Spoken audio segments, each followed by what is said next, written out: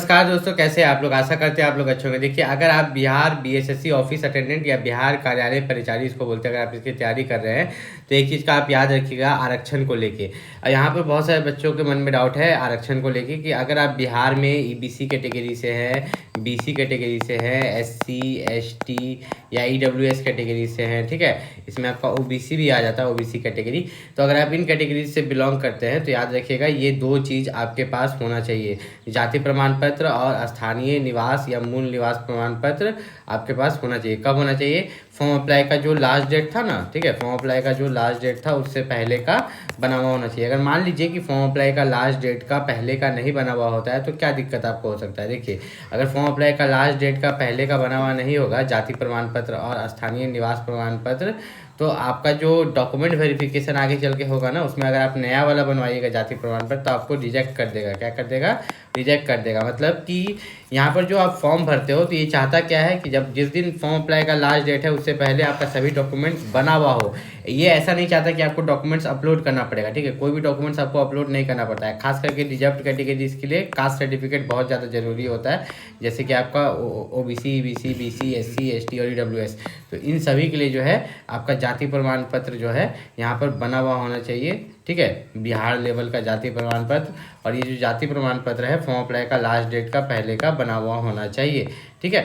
और यहाँ पर अगर हम लोग बात करें तो बीएसएससी ऑफिस अटेंडेंट में अगर आप लोगों ने फॉर्म भरा है तो यहाँ पर जो जनरल कैटेगरी के बच्चे हैं उनको क्या चाहिए, तो जनरल, अगर आप बिहार से जनरल है, ठीक है, बिहार से जनरल है तो सिर्फ आपको स्थानीय मूल निवास प्रमाण पत्र चाहिए, ठीक है, स्थानीय निवास प्रमाण पत्र आपके पास होना चाहिए, जाति का जरूरत नहीं है, ठीक है।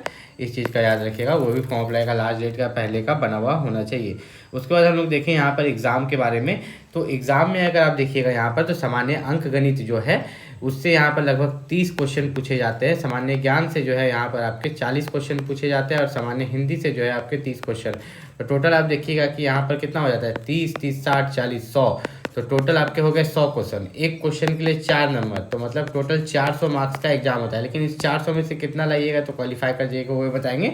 उससे पहले बता दें कि जैसे कि सामान्य अंक गणित है तो उसका सिलेबस दिया गया है। यहाँ पे एलसीएम पूछा जाएगा, एचसीएफ पूछा जाएगा, वास्तविक संख्या पूछा जाएगा, परिमेय संख्या पूछा जाएगा, अपरिमेय संख्या पूछा जाएगा, पूर्णांक संख्या, ठीक है, वर्गमूल, घनमूल पूछा जाएगा, प्रतिशत पूछा जाएगा, हानि लाभ पूछा जाएगा, ठीक है।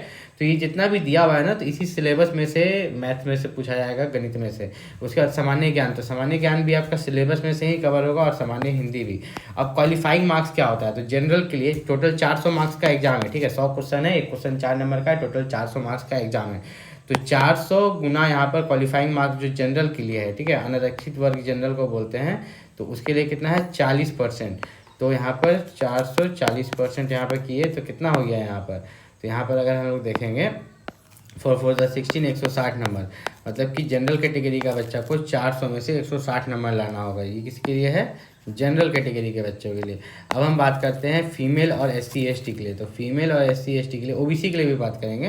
पहले फीमेल और एससी एसटी के लिए देखें तो 32% है, जो कि यहाँ पर अगर देखें 0 0 गया, 0 0 गया, और आपका यहाँ पर 32 गुना 4 हो गया, 4 2 ज़ा 8, 4 3 ज़ा 12, 128 नंबर, मतलब 400 में से 128। तो देखिए यहाँ प्रीलिम्स और मेंस दोनों होगा। तो ये प्रीलिम्स में आप इतना ला लीजिएगा तो क्वालिफाई कर जाइएगा मेंस के लिए, लेकिन मेंस में आपका यहाँ पर कट ऑफ जाएगा। इस चीज़ का आपको खास ख्याल रखना है। ओबीसी के लिए आप देखिएगा तो यहाँ पर जो है पिछड़ा वर्ग के लिए 36.5%, अति पिछड़ा वर्ग के लिए 34%, ठीक है। तो ये आप निकाल सकते हैं। और याद रखिएगा कि आपका प्रीलिम्स एग्जाम भी होगा और प्लस मेंस भी होगा। तो प्रीलिम्स में तो आप क्वालिफाई कर जाइएगा ये इतना क्वालिफाइंग मार्क्स ला के, मेन्स में आपका यहाँ पर कट ऑफ जाएगा। क्या जाएगा?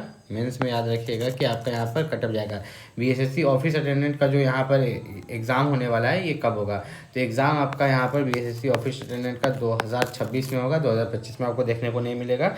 और साथ ही साथ बीएसएससी ऑफिस अटेंडेंट के लिए जो सबसे बेस्ट बुक है उसका लिंक, ठीक है, उस बुक का लिंक मैंने वीडियो के डिस्क्रिप्शन में दे दिया। वो बुक हिंदी और इंग्लिश दोनों में अवेलेबल है, वहाँ से जाके आप परचेस कर सकते हैं इसी वीडियो के डिस्क्रिप्शन लिंक से, ठीक है। लिंक नीचे दिया गया है, ठीक है, डिस्क्रिप्शन में, वहाँ से जाके आप परचेस कर सकते हो। कोई भी दिक्कत हो नीचे कमेंट करके पूछ सकते हो।